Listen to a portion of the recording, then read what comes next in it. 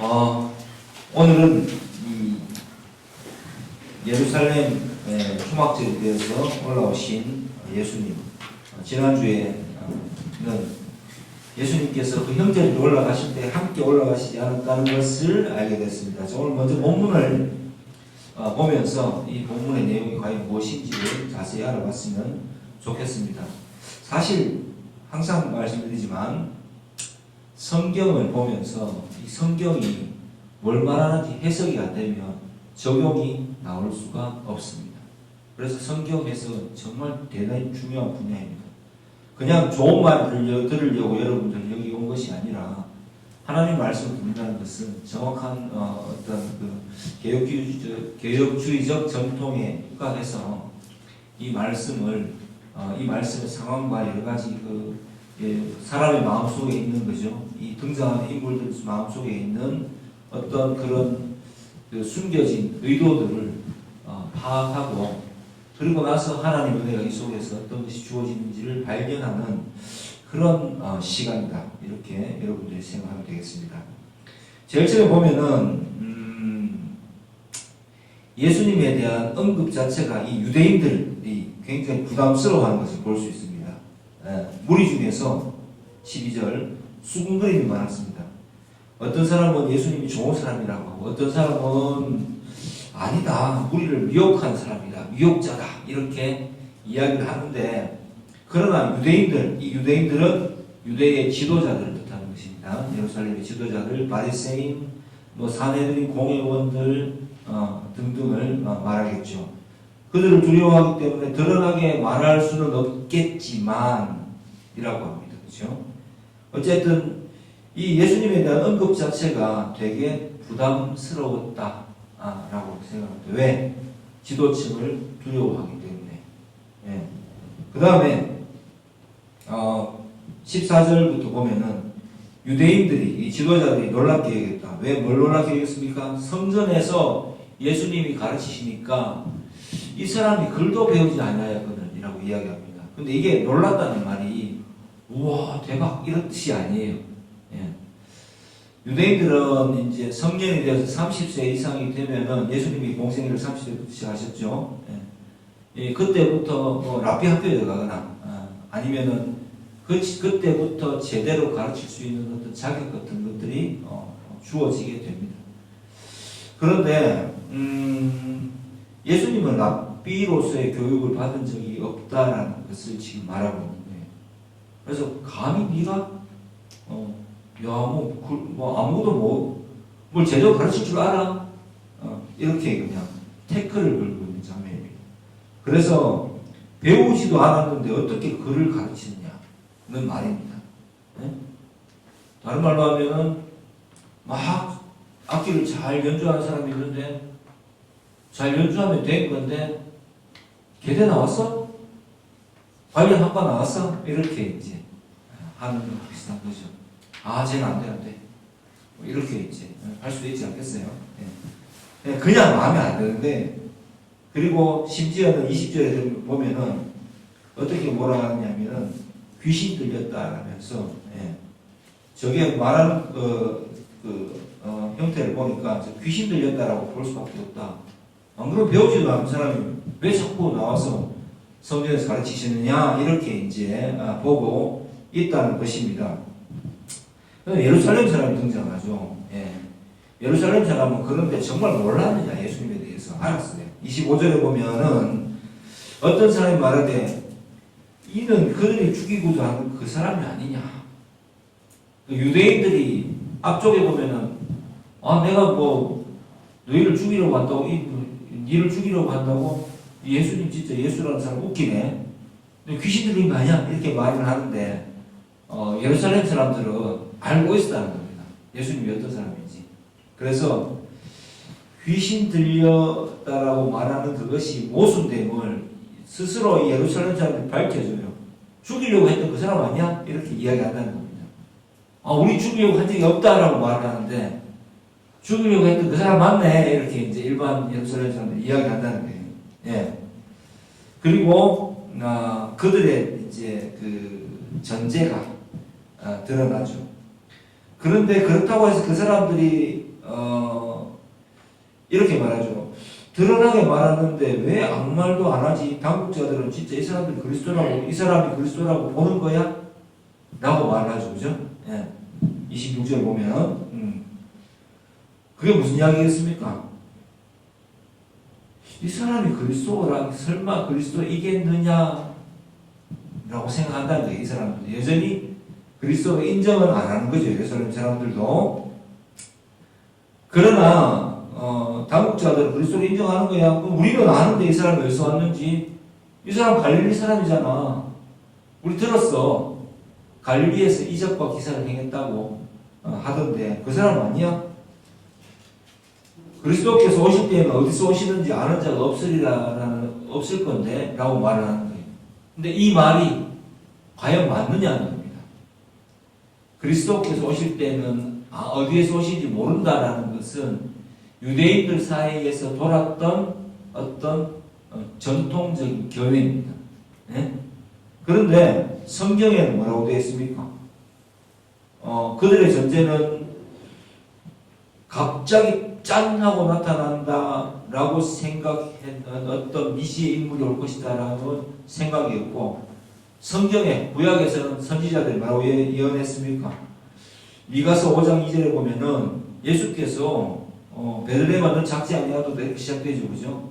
예, 베들레헴에서 탄생하신다 라고 분명히 언급이 되어 있고 예언이 되어 있고, 그 다음에 다윗의 자손으로서 메시아가 오신다라고 이미 성경에 다 언급이 되어 있는데 이 사람들 유대인들 이 예루살렘 사람들은 오히려 어떤 미지의 인물로 그리스도라는 사람이 자기들을 해방시키기, 유대인들을 해방시키기 위해서 짠 하고 등장할 것이다 라는 생각들을 가지고 있어서 짠 하고 등장하지 않았기 때문에 이 사람은 그리스도가 될 수 없다라고 말하는 장면입니다. 그리고 그래서 이제 28절에 보면은 예수님께서 그 이야기에 대해서 우문에 대한 현답을 하시죠. 성전에서 가르치시며 외쳐주시되 너희가 나를 알고 내가 어디서 온 것도 알거니와 내가 스스로 온 것이 아니니라. 이 말은 뭐냐면은 성경에 해석되어 있다 이것들이라는 말이에요. 성경에 나타나 있다. 너희가 내가 어디서 온 건지 모른다고 알 건데 이런 뜻이. 그래서 나는 예언을 따라서 왔는 것이 맞는데 라는 이야기입니다. 하나님께서 보내셔서 나는 하나님과 동등하며 본체이며 이렇게 온 것이 맞는데 너희는 성경을 무시하네 라는 말입니다. 그래서 나를 보내신 이는 참되다. 너희는 그를 알지 못하나 나는 안다. 왜? 성경을 보려고 하지 않는다는 이야기겠죠? 예. 왜? 말씀하신 하나님이니까. 이는 내가 그에게서 낳고 그가 나를 보내셨기 때문이다. 하지만 그들이 예수를 잡고자 하지만 손을 대는 자가 없었다. 이는 그의 때가 십자가를 질 때가 아직 그의 때는 십자가를 질 때입니다. 아직 이르지 아니하였기 때문이다. 라고 이제 말씀을 우문에 대한 현답을 하고 있습니다. 이게 본문의 구조예요. 자, 본문을 보니까 어떻게 됩니까? 저는 여기에서 이제 제 설교는 항상 원포인트죠. 여러 개를 집을 수 있지만 가장 묵상이 되는 포인트가 이거였어요. 원래 사람들은 이런 곡해를 하고 있었구나라는 것을 알고 있었고, 또 기적과 이사를 받지만 앞에서 계속 이야기하잖아요. 기적과 이사를 받는데 안 바뀐다는 거. 계속 의심하고 있다는 거. 그리고 지도자들은 자신들의 위치가 흔들릴까봐 자기들의 어떤 계보를 따라서 왕적이거나 귀족적으로 오지 않고 가난한 목수의 아들이 갑자기 나타나서 생명을 살리고 안식일에서 병자를 일으키고 하는 게 못마땅했던 거예요. 내 위치가 흔들리니까. 내가 저 예수라는 자 때문에 기득권이 흔들리고 있으니까. 지도자의 위치가 흔들리니까 못마땅한 거였어요. 그래서 한사코 그를 죽이려고 작당 모임을 하고 있는 장면들. 이게 바로 인간들이 보이는 유대를 다스리는 지도자들이 보였던 행태입니다. 그리고 나머지 일반 대중들 중에서 조금 예루살렘 사람이면 수도니까 좀 그죠? 성지니까 나름대로 뭘 많이 안다라고 생각 안 했겠어요. 뭐 서울 강남 정도 사람들의 생각을 가지고 있다고 그런 생각을 가지고 있지 않겠어요. 그런데 이런 사람들조차도 예수님의 출신 성분에 대해서 갈릴리에서 그리스도가 나온다 그럴 수 없지. 라는 하면서 그렇다고 해서 그들이 성경대로 아는 것도 아니에요. 베들레헴에서 오신다는 것도 심지어는 믿고 있지 않아요. 짠 하고 나타난다. 갑자기 나타나서 미지의 인물로 오셔서 유대를 해방시킬 것이라는 왜곡된 견해를 가지고 있음에도 불구하고 자신들이 내 생각이 잘못됐다고 여기지 않는다는 겁니다. 그런데 되게 이상한 거는 예수님은 그럼에도 불구하고 성전에 올라가서 십자가를 지기 위해서 그의 때를 기다리면서 성전으로 가셨고 거기에서 백성들에게 가르침을 베풀고 있다는 사실입니다. 예수님은 도대체 왜 이러실까요? 저는 예수님이 되게 신기했어요. 성경을 통해 발견하는 예수님은 우리가 흔히 기독교가 어떻다라는 것과는 사실 제가 보면 볼수록 많이 다르다는 걸 느낍니다. 근데 이건 저만 발견한 게 아니라 칼빈, 어거스틴, 바울 이런 사람들이 다 발견한 모습입니다. 그 역사적으로 성령을 받은 신앙의 선배들, 믿음의 선배들이 다 그렇게 보았다는 겁니다. 그런데 오늘날의 기독교는 사실 말씀에 별로 관심이 없잖아요. 예수님이 누구신가, 어떤 일을 행하셨는가, 예수님이 어떻게 보이셨는가 이런 관심보다는 그냥 기독교라는 것 자체를 통칭해서 어떻다라는 거죠. 인식을 심어줘야 되고, 그래서 기독교가 사랑의 종교니까 하나님을 사랑이시니까 그 사랑이라는 것이 우리를 무조건적으로 용납해줘야 되는 거 아니냐라는 이 곡해 안에서 기독교를 바라보고 있다는 사실. 여러분도 그렇지 않나요? 위아더 월드 아닌가요?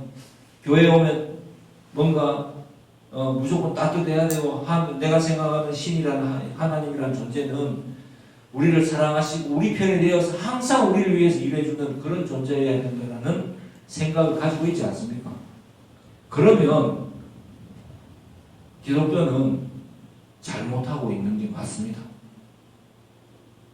그런데 성경에 나타나는 기독교, 성경이 하나님의 말씀을 말하는 직접 말씀하시는 기독교는 전혀 그것과는 거리가 멉니다. 인간의 그 죄성을 신과 같이 되는 그 마음을 낱낱이 파헤쳐 주면서 동시에 그럼에도 불구하고 그런 인간들 속에서 구원할 자를 선택하셔서 죽을 수밖에 없었던 사람들 속에서 구원할 자를 선택하셔서 그들에게 계속해서 선지자를 보내시고 회개시키기 위해서 한민족을 선택하시고 이제는 확장되어서 성령의 시대에서는 보이지 않는 눈에 보이지 않지만 살아있는 이스라엘 영적 이스라엘들에게 선지자들, 목사들, 교사들 보내셔서 구원하기를 기뻐하시는 굉장히 좀 약간 이상한 그런 형태를 보이고 있다는 것이 좀 신기할 따름입니다. 여러분들은 아시나요, 그걸? 그래서 예수님도 보세요. 보니까 죽이려고 하는데 위험한데 올라가세요. 그리고 굳이 논쟁하지 않아도 되는데 어떤 말씀을 하시면서 그렇다고 해서 그들을 완전히 논리로 밀어붙이면서 그들의 지위를 깎아내리고 하려는 시도도 하지 않으십니다. 그냥 좀 어떻게 보면 좀 바보스럽게 그렇게 대응을 하시는 것 같아요. 극도의 인내, 어떤 예수님 말씀하신 데에 대해서 답변합니다. 예수님 말씀하신 속에서 답변합니다. 극도의 인내가 아니면 정말 어떤 목적이 있는 인내가 아니면 웬만한 사람으로서는 이상하다고밖에 여길 수 없고 또 이렇게까지 참아야 되느냐라는 우리가 예수를 믿는 우리 입장에서는 의구심을 가질 수밖에 없는 상황입니다. 그런데 예수님의 그리스도적 선지자적 외침은 계속되고 있다는 것입니다. 왜 그럴까요? 사명을 감당하시기 위해서입니다. 듣지 않는 사람이 많음에도 불구하고 십자가의 때를 기다리시려고 생각하셨기 때문입니다. 그게 바로 오늘 설교의 제목인 예수님의 인내입니다. 예수님은 인간들의 생각에 따라서 그 상황에 따라서 좌지우지되는 것이 아니라 영원 속에서 영원 전부터 에베소서에 보면 나오죠, 그죠? 믿을 자를 택정하시고 그 믿는 자들에게 복을 베푸시기 위하여서 이 땅에 육신을 입고 성령을 입게 되셔서 오신 분이십니다. 그리고 그 영원 전부터 계획했던 거죠. 그 계획을 스스로에게 다짐하셨던 것, 약속하셨던 것, 약속이라고 계약하셨던 것이죠. 커버넌트는 계약하셨던 것을 성실하게 이루기 위해서 오신 하나님이시기 때문입니다. 그래서 우리에게 말씀으로 다가오셨고 이 말씀이 구약에서부터 오랫동안 우리에게 볼 때는 과거죠. 그죠? 선지자들 통해서 예언했던 이 예언이 충실하게 이루어지게 하기 위해서 베들레헴에서 오셨고 나사렛으로 가셔서 갈릴리에서 자라시고 30세가 되어서 공생애를 이루고 이제 사명을 감당하시기 위해서 굳이 십자가를 지시려고 예루살렘으로 오시는 겁니다. 그 속에서 예수님의 하나님 되심을 밝히기 위해서 3년이라는 시간을 백성들을 고치시고 말씀을 전하심으로써 이 시간들을 보내고 계십니다. 이게 그런데 여러분 관심이 있어요. 저는 항상 물어보고 싶어요. 이거 하는 건 정말 중요한데 그러면 이게 받아들여져야지 결국은 기독교가 교인이 되는 건데 예수를 믿는 건데 알고 계셨어요? 예. 이러한 것들은 오늘을 살아가는 우리뿐만 아니라 선지자들의 마음을 그대로 이어받은 것으로 예수님에게 또 나타나십니다. 오늘 살아가는 우리도 동일합니다. 예수를 믿는다는 것은 이 사명을 감당하는 것입니다. 그리고 특히 예수님의 마음은 이렇게 구약이 혹은 바울이 증명합니다. 첫째는 이 모든 것의 핵심은 하나님께 대한 스스로의 그 계약에 대한 충성이라고 갈비는 이야기합니다. 갈라디아서 1장 10절로 한번 먼저 가보겠습니다. 그 예를 하나씩 찾아보고 우리가 이해했습니다. 갈라디아서 1장 10절 우선 다음에 있습니다. 1장 10절 시작. 이제 내가 사람들에게 좋게 하랴 하나님께 좋게 하랴 사람들에게 기쁨을 구하랴 내가 지금까지 사람들의 기쁨을 구하였다면 그리스도의 종이 아니니라. 바울이 이야기한 거죠. 하나님께 대한 충성, 이게 바로 선지자의 마음, 사도의 마음, 성도의 마음이어야 됩니다. 이 세대와 더불어 기독교는 함께 융화되어서 가기가 정말 힘든 종교예요.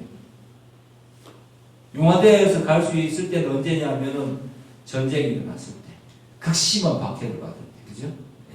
그때 모두가 다 힘들어할 때 동병상련의 마음을 가지고 기독교인들이 로마의 카타콤 지하 묘지에서 살아갈 때, 혹은 정부의 압박 속에서 순교의 각오를 하고 일제 치하에서 기독교인이 되었을 때, 그럴 때를 제외하고는 시대가 좋아지고 종교의 자유를 주면은 사람들이 말씀에 관심을 가지기보다는 말씀을 읽고 너무 감격해서 감동해서 내 인생을 주님께 바치고 싶다는 마음, 하나님께 충성스러워하고자 하는 마음으로 찬송하고 기도하고 예배드리는 그런 마음이 안 생기는 거죠. 그런데 사도 바울은 이렇게 이야기합니다. 갈라디아 교인들에게 내가 너희들한테 온 것이 사람들에게 기쁨을 주기 위해서 사람들한테 잘 보이려고 내가 너희들한테 말씀을 전하는 거냐? 아니야. 하나님께서 시켰기 때문에 하나님께 잘 보이려고 하는 거예요. 내가 너희에게 기쁨을 구하려고 이제 너희가 막 나를 즐겁게 해줘 이걸 원해서 온 것이 아니라 사명을 감당하기 위해서 온 거야. 그래서 내가 지금까지 사람들의 기쁨을 구하였다면 그리스도의 종이 아닌 거지 라고 이야기하면서 갈라디아에 있는 교회들에게 권면을 시작합니다. 자기 정체성에 대해서. 두 번째는 어떤 예수님이 이런 선지자적 태도를 취하는 것은 이것을 또 이루기 위하십니다. 모세의 중보자적 마음. 예. 모세가 이 출애굽할 때 백성들이 너무 말을 안 들으니까 예. 하나님께서 벌을 주시잖아요. 그죠? 예. 징계하시니까 뭐라고 하느냐면 출애굽기 32장 32절 출애굽기 32장 32절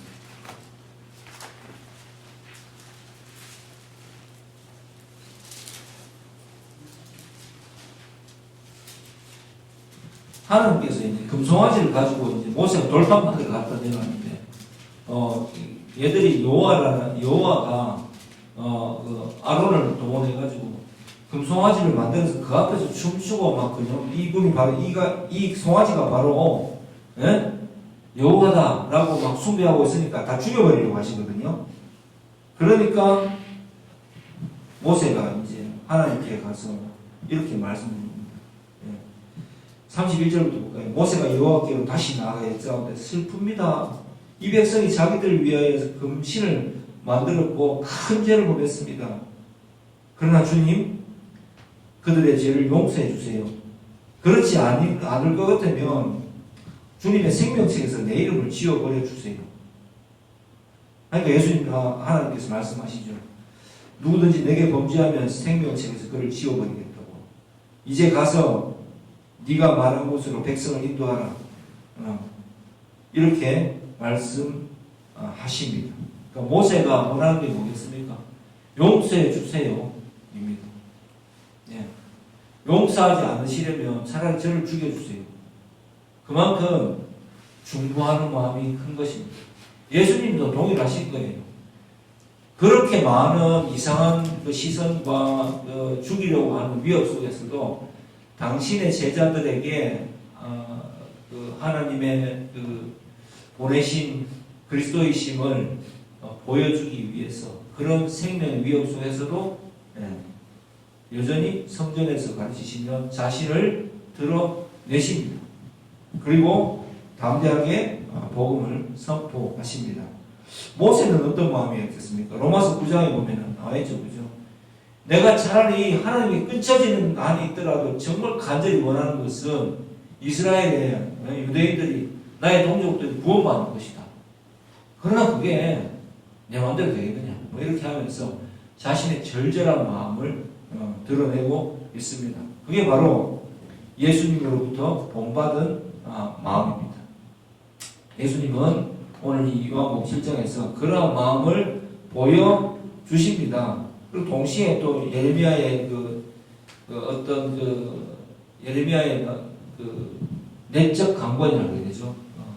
마음속에 강제적으로 하나님 구하시는 거예요. 그래서 예레미야 눈물의 선지자라고 했는데 이 타락한 예루살렘을 보면서 말씀을 안전하고 싶어해요. 그런데 하는 꼴을 보면은 마음에 불이 붙는 것 같아서 하나님의 말씀이 계속해서 전하라 하니까 듣지 않는데도 불구하고 가서 전합니다. 그게 바로 눈물의 선지자라고 불리는 이유입니다. 그런데 예수님께서도 요한복음 11장 33절에 보면 한번 볼까요? 요한복음 11장 33절에 보면 눈물을 흘리는 장면이 나옵니다. 나사로를 살렸고 나사로가 살아났어요. 그랬는데 또 불구하고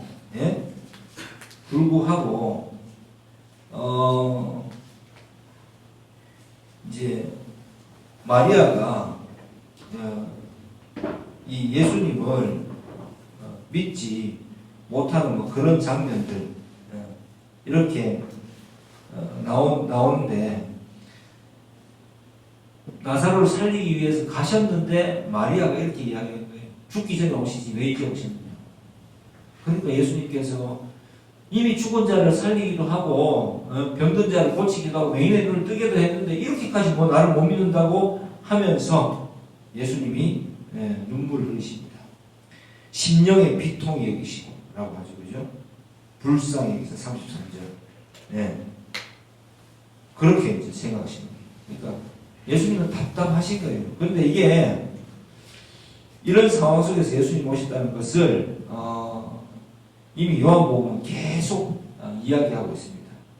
그래서 예수님께서는 이 사명을 감당하시기 위해서 끝까지 참으시고 성전에 올라가셔서 계속해서 사명을 감당하시고 사역을 계속 하시는 장면이 오늘 본문에 나오는 이 성전으로 올라간 장면입니다. 형제들이 벌써 믿지 않았죠. 그죠? 형제들조차도 비아냥됩니다. 그리고 유대인들, 지도자들은 죽이려고 합니다. 그런데 예수님은 끝까지 당신의 백성을 사랑하십니다. 근데 요한복음 1장 11절로 한번 가보시면은 이미 이게 예언이 되어 있어요. 요한복음 참 재밌습니다. 우리가 이미 설교 들었지만 왔다 갔다 하면서 한번 읽어보십시다. 요한복음 1장 11절을 가보면 이미 이렇게 되어 있어요. 자기 땅에 오매 자기 백성 영접하지 아니하였어. 이미 영접을 하지 않았습니다. 거절당했죠. 그리고 요한복음 5장 40절에 가보면은 이 예루살렘에 대한 이 비통함이 드러납니다. 그러나 너희가 영생을 얻기 위하여서 내게 오기를 원하지 아니하노라. 뭐 고쳐주고 포도주로 그죠? 물이 포도주가 되게 하고 뭐 병자 요한복음 5장 2절 3절 보면은 많은 병자 맹인 다리 저는 사람 혈기 많은 사람들이 누워서 있는데 그 속에서 그 38년 된 병자를 그죠? 일으키시고 했지만은 믿으려고 이미 하지 않는 그 마음을 보시면서 예수님은 참 답답함을 느끼시죠. 그리고 불신에 대한 아까 같은 그 탄식을 하십니다. 그러나 결국은 예수님 왜 이렇게 하십니까? 요한복음 13장 1절에 가보시면